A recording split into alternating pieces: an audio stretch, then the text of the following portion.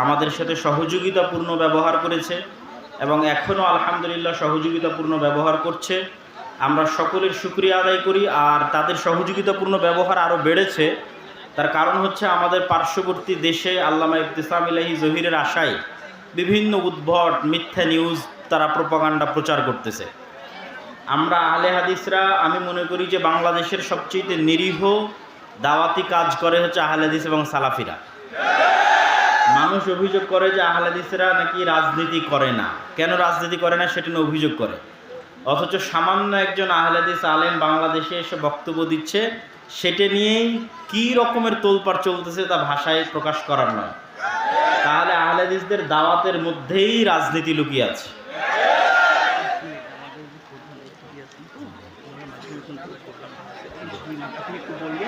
আচ্ছা, আপনারা, আমিও যদিও বক্তব্য দ্রুত শেষ করে দিব, আপনারা এক কাজ করেন ভাইজান, আমার বক্তব্য আমি দ্রুত শেষ করবো, আপনারা শেখ আব্দুর রাজ্জাক মিরচিকে নিয়ে আসেন, তাহলে উনি আর ফাঁকে কথা বলতে পারবেন, দেরি হবে না। জি, তো আল্লামা ইবতিসাম ইলাহি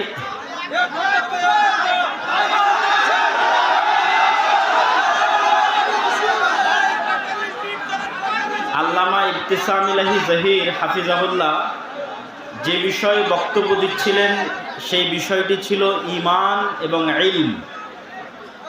ঈমান বিল গায়ব, অদৃশ্যের উপর বিশ্বাস, আর ইলম আল্লাহ সুবহানাহু তাআলা এবং তার রাসূলের পক্ষ থেকে আসা ইলম বা জ্ঞান। আমিও গত কয়েকদিন যাবৎ ঈমানের উপর বক্তব্য দিয়েছি, ঈমান বিল গায়ব। ঈমান বিল গায়েব হচ্ছে মুসলমানদের সবচেয়ে বড় সম্পদ। আর ঈমান বিল গায়েব না থাকলে মুসলমানেরা সবচেয়ে দুর্বল। কয়েকটা উদাহরণ দিই আপনাদের সহজভাবে বোঝার জন্য। মুসা আলাইহিস সালাতু ওয়াস সালাম ফেরাউনের তুলনায় দুনিয়াবি শক্তিতে সবচেয়ে দুর্বল ছিলেন। আজকের গাজার মানুষও ইসরায়েলের কাছে অত দুর্বল নয় মুসা আলাইহিস সালাতু ওয়াস সালাম ফেরাউনের কাছে যত দুর্বল ছিলেন দুনিয়াবিভাবে। তো মুসা আলাইহিস সালাতু ওয়াস সালাম যদি দুনিয়াবি বিজয়ের চিন্তা করতেন দুনিয়াবিভাবে, দুনিয়াবি পদ্ধতিতে, তাহলে তিনি কখনোই বিজয় অর্জন করতে পারতেন না। কিন্তু মুসা আলাইহিস সালাতু ওয়াস সালামকে আল্লাহ সুবহানাহু ওয়া তাআলা শিখিয়েছেন যে ইন্নাল্লাহা আলা কুল্লি শাইইন কাদির, আল্লাহ সকল কিছুর উপর ক্ষমতাবান, পৃথিবীতে আল্লাহর ফেরেশতা বিরাজমান। অতএব মুসা, তুমি আল্লাহর ক্ষমতার উপর ভরসা রাখো এবং আল্লাহ সুবহানাহু ওয়া তাআলার ফেরেশতা তোমার সহযোগিতার জন্য সর্বদা তোমার সাথে আছে। তো মুসা আলাইহিস সালাতু ওয়াস সালামের হাতের লাঠিকে আল্লাহ সাপ বানিয়ে দিয়েছিলেন, সমুদ্রের মধ্যে আল্লাহ রাস্তা তৈরি করে দিয়েছিলেন, মরুভূমিতে আল্লাহ সুবহানাহু ওয়া তাআলা পাথর থেকে ঝর্ণা তৈরি করে দিয়েছিলেন, মরুভূমিতে আল্লাহ সুবহানাহু ওয়া তাআলা আসমান থেকে মান্না এবং সালওয়া খাবার পাঠিয়েছিলেন, এবং আল্লাহ সুবহানাহু ওয়া তাআলা তাদের জন্য এমন অসংখ্য ব্যবস্থাপনা করেছিলেন যেগুলো গায়েবী মদদ ছাড়া সম্ভব ছিল না, দুনিয়াবি কোনো শক্তি দিয়ে সম্ভব ছিল না। ঠিক তেমনি আমরা যদি মুহাম্মদ সাল্লাল্লাহু আলাইহি ওয়াসাল্লাম, আবু বকর, ওমর, ওসমান, আলী রাদিয়াল্লাহু তাআলা আনহুম এদের জীবনী দেখি, খালিদ বিন ওয়ালিদ, আমর ইবনে আল আস এদের জীবনী দেখি, তাহলে তৎকালীন বিশ্বের রোমান সাম্রাজ্য এবং পারস্য সাম্রাজ্যের তুলনায় দুনিয়াবি শক্তির দিক থেকে আজকের মুসলমানদের তুলনায় শতগুণ দুর্বল ছিল আবু বকর, ওমর, ওসমান, আলী রাদিয়াল্লাহু তাআলা আনহুম। আজকের মুসলমানেরা আমেরিকা এবং ইসরায়েলের তুলনায় যত দুর্বল, মুহাম্মদ সাল্লাল্লাহু আলাইহি সাল্লাম এবং তার সাহাবীরা রোমান এবং পারস্য সাম্রাজ্যের তুলনায় তার চেয়ে শতগুণ বেশি দুর্বল ছিলেন। তাহলে তখনকার মুসলমানেরা বিজয় অর্জন করলো, এখনকার মুসলমানেরা মাজলুম কেন? কারণ কি? মুসা আলাইহিস সালাতু ওয়াস সালাম বিজয় অর্জন করলো, আজকের মুসলমানেরা মাজলুম কারণ কি? কারণ একটাই, যে খালিদ বিন ওয়ালিদ, আমর ইবনে আল আস, আবু বকর, ওমর, ওসমান, আলী রাদিয়াল্লাহু তাআলা আনহুম এরা গায়েবের উপর ইয়াকিন রাখতেন। কেমন ইয়াকিন? দুই একটা ঘটনা শোনাই। গায়েবের একটা বড় বিষয় হচ্ছে ফেরেশতা। দুই একটা হাদিস শোনাই ফেরেশতাদের সম্পর্কে। একদিন এক সাহাবী যুদ্ধ করছে, তো দুই পাশে দুইজন সাদা ধবধবে পোশাক পরিধান করে তারাও যুদ্ধ করছে। সাহাবী বলছে আমি এদেরকে পূর্বেও কোনোদিন দেখিনি, পরেও কোনোদিন দেখিনি। রাসূল সাল্লাল্লাহু আলাইহি ওয়াসাল্লামের সামনে যখন বর্ণনা দেওয়া হলো, তিনি বললেন এরা ছিল জিবরাইল আর মেকাইল, আল্লাহ পাঠিয়েছিলেন যুদ্ধ করার জন্য। আল্লাহু আকবার। উহুদের যুদ্ধে হানজালা রাদিয়াল্লাহু তাআলা আনহু শহীদ হয়েছে। তিনি বাসর ঘর থেকে বের হয়ে যুদ্ধের মাঠে গেছিলেন। রাসূলুল্লাহ সাল্লাল্লাহু আলাইহি ওয়াসাল্লামকে সাহাবীরা বললেন তাকে গোসল দেওয়াতে হবে। রাসূল সাল্লাল্লাহু আলাইহি ওয়াসাল্লাম উত্তরে বললেন তাগসিলুহুল মালায়েকা, ইতিমধ্যেই ফেরেশতারা তাকে গোসল দেওয়া সম্পূর্ণ করেছে। আল্লাহু আকবার। খন্দকের যুদ্ধে রাসূল সাল্লাল্লাহু আলাইহি ওয়াসাল্লাম যুদ্ধ শেষ করে অস্ত্র রেখে গোসল করতেছেন। গোসল শেষ হয়ে বের হয়ে দেখছেন জিবরাইল আলাইহিস সালাতু ওয়াস সালাম এসে উপস্থিত। তিনি বলছেন আপনি অস্ত্র রেখে দিয়েছেন, আমরা তো অস্ত্র রাখিনি। তো কেন তোমরা অস্ত্র রাখনি? তো মদিনায় অবস্থান করা তিনটে ইহুদি গোত্র, বানু কুরাইজা, বানু কায়নুকা, বানু নজির, তারা মুহাম্মদ সাল্লাল্লাহু আলাইহি ওয়াসাল্লামের সাথে লিখিত চুক্তিবদ্ধ ছিল যে মুহাম্মদ সাল্লাল্লাহু আলাইহি ওয়াসাল্লামকে তারা সহযোগিতা করবে। কিন্তু খন্দকের যুদ্ধে তারা গাদ্দারি করেছে, মুনাফিকি করেছে। তো জিবরাইল বলছে শুধু কাফেরদের পরাজয় নয়, মদিনার মধ্যে থাকা মুনাফিকদেরকেও শেষ করতে হবে, তাদেরকেও মদিনা থেকে বের করে দিতে হবে, তাদের শাস্তি বাস্তবায়ন করতে হবে, গাদ্দারির শাস্তি।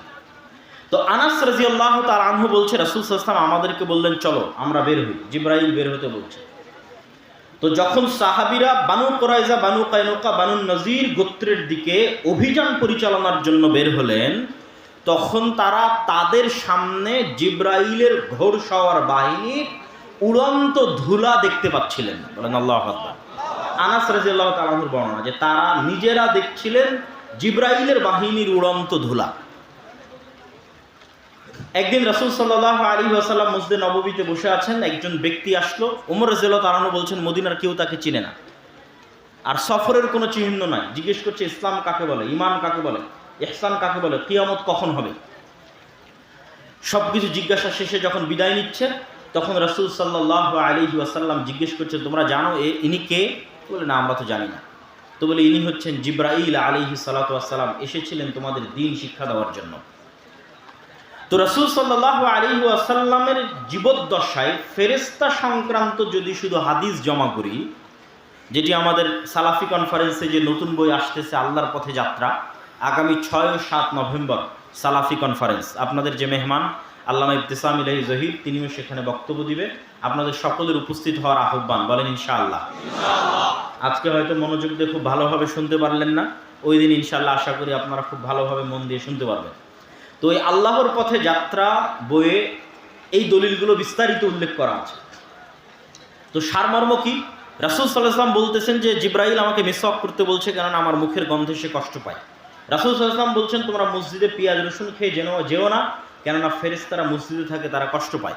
রাসূল সাল্লাল্লাহু আলাইহি ওয়াসাল্লাম একদিন বললেন বাড়িতে আজকে জিবরাইল আসেনি, ঘটনা কি? তো বাড়িতে ছবি ছিল, জিবরাইল আসেনি।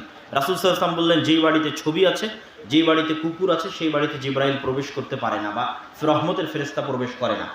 তো এইরকম ধারাবাহিক যদি রাসূল সাল্লাল্লাহু আলাইহি ওয়াসাল্লামের ফেরেশতা সংক্রান্ত হাদিস তুলে ধরি, তাহলে আপনি কল্পনা করেন যে সাহাবী স্বচক্ষে ফেরেশতাকে যুদ্ধ করতে দেখছে, যে সাহাবী দেখছে যে তারা আর এক বন্ধুকে ফেরেশতা গোসল দিল, যে সাহাবী দেখছে যে সাদ বিন মুআজের জানাজায় ৭০,০০০ ফেরেশতা অংশগ্রহণ করেছে, যে সাহাবী দেখছে সাদ বিন মুআজের জানাজায় ফেরেশতা অংশগ্রহণের কারণে তার খাটলির কি অবস্থা হয়েছে, জাবের রাদিয়াল্লাহু তাআলা আনহুর পিতার লাশকে ফেরেশতারা ছায়া দিচ্ছে, এবং বদর, উহুদ, খন্দক, হুনাইন সহ বহু যুদ্ধে ১,০০০, ৩,০০০, ৫,০০০ ফেরেশতা আল্লাহর পক্ষ থেকে অবতীর্ণ হয়েছে।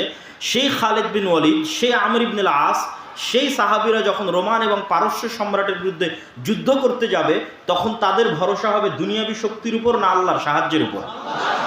আল্লাহর সাহায্যের উপর। এবার আপনি বুকে হাত দিয়ে দেখেন যে আপনি বিশ্বাস করেন কিনা ফেরেশতা আছে। সাহাবীদের বিশ্বাস কোন লেভেলের ছিল, আর আমাদের বিশ্বাস কোন লেভেলের? আমাদের বিশ্বাস আল্লাহর সাহায্য, আল্লাহর ক্ষমতা, আল্লাহর শক্তি, আল্লাহর ফেরেশতার উপর এবং পরকালের উপর এত দুর্বল যে আমরা মন্দির পাহারা দিয়ে ক্ষমতায় যাওয়ার রাস্তা খুঁজি, কেননা বিশ্বাস নাই আল্লাহর সাহায্যের উপর। অতএব কম্প্রোমাইজ করে দুনিয়াবি কলা কৌশলের মাধ্যমে আমাকে ক্ষমতায় যেতে হবে। কিন্তু মুসা আলাইহিস সালাতু ওয়াস সালাম, মুহাম্মদ সাল্লাল্লাহু আলাইহি ওয়াসাল্লাম এবং তার সাহাবীরা প্রমাণ করেছে শুধু ঈমান বিল গায়ব দিয়ে আল্লাহর সাহায্যের মাধ্যমে শুধু বাংলাদেশ নয়, সমগ্র পৃথিবীর ক্ষমতা অর্জন করা সম্ভব। সম্মানিত উপস্থিতি, কিন্তু ওই ইমানের লেভেল আমাদের নাই। তো উনি আলোচনা শুরু করেছিলেন ইমান দিয়ে। তো ইমানের দুটা পয়েন্ট আমি আমার বক্তব্যের মধ্যে থেকে যুক্ত করে বক্তব্য সামনের দিকে এগিয়ে নিয়ে যাব, যতক্ষণ আপনাদের শাইখ আব্দুর রাজ্জাক বিন ইউসুফ না আসছে। ইমানের দ্বিতীয় পয়েন্ট হচ্ছে আল ইমান বিল আখিরা, পরকালের প্রতি বিশ্বাস। পরকাল মানে পুনরুত্থান। মরবো এ কথা সবাই জানি, কিন্তু মরার পর জীবিত হব কিনা এটা নিয়ে প্রশ্ন। তো মরার পর জীবিত হওয়াকে আল্লাহ সুবহানাহু ওয়া তাআলা এই দুনিয়াতেই মানুষের এই বিশ্বাসকে মজবুত করার জন্য যে মৃত্যুর পর জীবিত হওয়া সম্ভব এবং আল্লাহ জীবিত করবে, এবং পরকালের জীবন প্রকৃত জীবন, দুনিয়ার জীবন কোনো জীবন নয়। তো পরকালের জীবন প্রকৃত জীবন এটা বোঝানোর জন্য আল্লাহ সুবহানাহু ওয়া তাআলা দুনিয়াতে মৃত্যুকে জীবিত করাকে ডাল ভাত বানিয়ে দিয়েছেন। কিভাবে?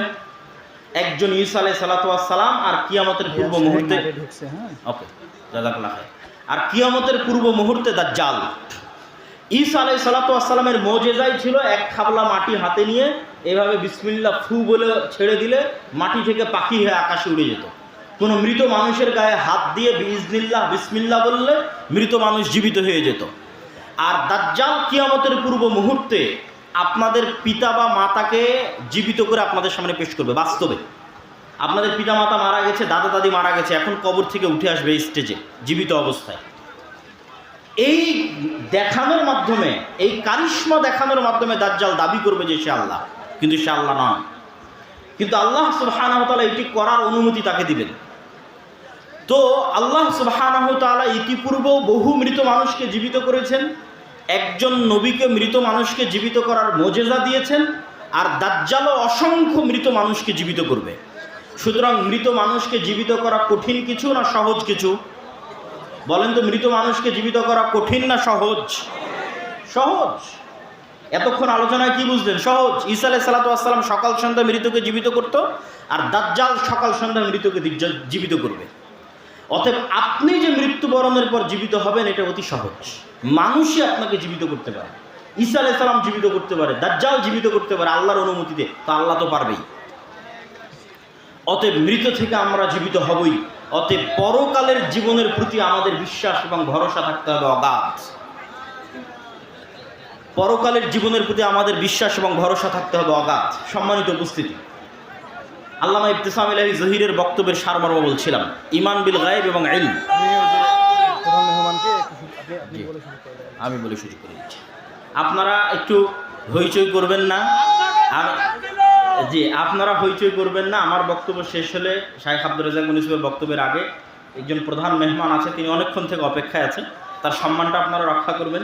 উনি 2 মিনিট কথা বলবেন। তো আমার বক্তব্যের শেষের দিকে এসে আপনাদের প্রতি উদাত্ত আহ্বান যে আমরা তো আজকে এসেছি, হয়তো গত বছরে এসেছিলাম, আবার কবে আসা হবে আল্লাহ সুবহানাহু ওয়া তাআলা ভালো জানে। কিন্তু আমাদের লিখিত পত্রিকা প্রতি মাসে আপনাদের কাছে আসার ব্যবস্থা করে। আমি প্রতি মাসে মাসিকাল ইতিসামে 3টা প্রবন্ধ লিখি, একটা সম্পাদকীয় লিখি, একটা মিন্নাতুল বাড়ি 3য় খণ্ড লিখি, আর একটা এমনি যে কোনো বিষয়ে প্রবন্ধ লিখি, প্রতি মাসে 3টা। তাহলে আমি প্রতি মাসে লিখতেছি, আপনি সেটাকে মূল্যায়ন করতেছেন না, অথচ এটা তো বছরে একবার আপনার সাথে সাক্ষাৎ। হবে কি হবে না তাও গ্যারেন্টি নেই, কেন সারা বাংলাদেশের 64 জেলার অসংখ্য উপজেলায় যদি যাওয়া শুরু করি, কোনোটা না কোনোটা মিস যাবেই, বাদ যাবেই। কিন্তু যদি মাসিকাল ইতিসাম নিয়মিত নেন, তো ওখান থেকে আপনি জ্ঞান অর্জন করতে পারবেন। এবং আপনাদের অঞ্চলে যদি আমাদের দাওয়া ইলাল্লাহর অধীনে মক্তব পরিচালিত হয়, তাহলে আমরা কোনো না কোনোভাবে আপনাদের সাথে কানেক্টেড আছি। আপনাদের এই উত্তরাঞ্চলেরই বেশি মক্তব আমরা চালাই, প্রায় 600টা মক্তবের বলা যায় 400 থেকে 500টা মক্তব উত্তরাঞ্চলের। এবং এই 600 মক্তবের শিক্ষকরা এই অঞ্চলগুলো থেকে রাজশাহীতে গিয়ে ট্রেনিং নিয়ে তাদের থাকা খাওয়া যাতায়াত খরচ, মক্তবের শিক্ষার্থীদের বই পুস্তক ফ্রি বিতরণ করে তারপরে মক্তবগুলো চলতেছে। আর এখন এই মক্তবের জাতীয় পর্যায়ে প্রতিযোগিতা আয়োজন হচ্ছে, যেটা টিভি চ্যানেলে প্রচারিত হবে রমজান মাসে, যেটার প্রায় খরচ 50 লক্ষ টাকার বেশি। কিভাবে হবে সেটা আমি এখনও জানি না। আল্লাহ সুবহানাহু ওয়া তাআলার উপর ভরসা এবং আস্থা যে তিনি ব্যবস্থা করবেন ইনশাআল্লাহ। কিন্তু এটা বাংলাদেশের প্রথম কোনো রিয়েলিটি শো হবে মক্তবকে কেন্দ্র করে। তো আমরা আপনাদের গ্রামে যে মক্তব পরিচালিত হচ্ছে ওটাকে মূল্যায়ন করতে চাই, কিন্তু আপনি সেটাকে মূল্যায়ন করছেন না। অথচ যাতায়াত খরচও বলছে আমরা দিব, বই পুস্তকও আমরা দিব, ট্রেনিংয়ে আমরা দিব। যে প্রতিযোগিতাগুলো সারা বাংলাদেশে হচ্ছে, এটাও আমরাই গিয়ে গিয়ে প্রতিযোগিতা আয়োজন করতেছি। অতএব আপনাদের প্রতি দপ্তর আহ্বান থাকবে যে আল জামিয়া সালাফিয়ার সাথে আর দাওয়া ইলাল্লাহর সাথে এই অস্থায়ী বছরে একবার সাক্ষাতের সম্পর্ক এটা নয়, স্থায়ী সম্পর্ক প্রতিষ্ঠিত করেন। আপনাদের যদি দ্বীনি শিক্ষা প্রতিষ্ঠান থাকে, আল জামিয়া সালাফি আমরা দাবি করতে পারি বর্তমান বাংলাদেশে সৌদি আরব, পাকিস্তান, ভারত থেকে সবসময় আলেম ওলামা আসছে, দার্স দিচ্ছে। এটি একটি আন্তর্জাতিক মানের শিক্ষা প্রতিষ্ঠানের মানদণ্ড দাঁড় করানো হলে জামিয়া সালাফিয়া টপ 10 টপ 5-এর মধ্যে থাকবে, শিক্ষার মানে থেকে শুরু করে সকল দিক থেকে। তো জামিয়া সালাফিয়ার সাথে সম্পৃক্ত হওয়া আর দাওয়া ইলাল্লাহর মক্তবের সাথে সম্পৃক্ত হওয়া এবং মাসিক আল ইতিসামের এজেন্ট এবং গ্রাহক হওয়া, এগুলো হচ্ছে আমাদের সাথে সবসময় যোগাযোগ রাখার মাধ্যম। তো এই আমাদের এই লেখনীগুলো, আমাদের বই পুস্তকগুলোকে মূল্যায়ন করবেন, কেননা আমাদের কথা, আমাদের জ্ঞান, আমাদের দাওয়াত সবই বইয়ের মধ্যে লেখা আছে। এই একদিনের সম্পর্ক আমরা চাই না, স্থায়ী সম্পর্ক চাই। আল্লাহ সুবহানাহু ওয়া তাআলা কবুল করুক, আল্লাহুম্মা আমিন। আর বক্তব্যের শেষে আবারও আগামী 6 ও 7 নভেম্বর আল জামিয়া সালাফিয়া ডাঙ্গিপাড়া পাবা রাজশাহীর মাটিতে সালাফি কনফারেন্সের দাওয়াত দিয়ে আজকের সংক্ষিপ্ত বক্তব্য এখানেই শেষ করছি। আল্লাহ সুবহানাহু ওয়া তাআলা আমাদের কবুল করুক। আসসালামু আলাইকুম ওয়া রাহমাতুল্লাহি ওয়া বারাকাতুহু।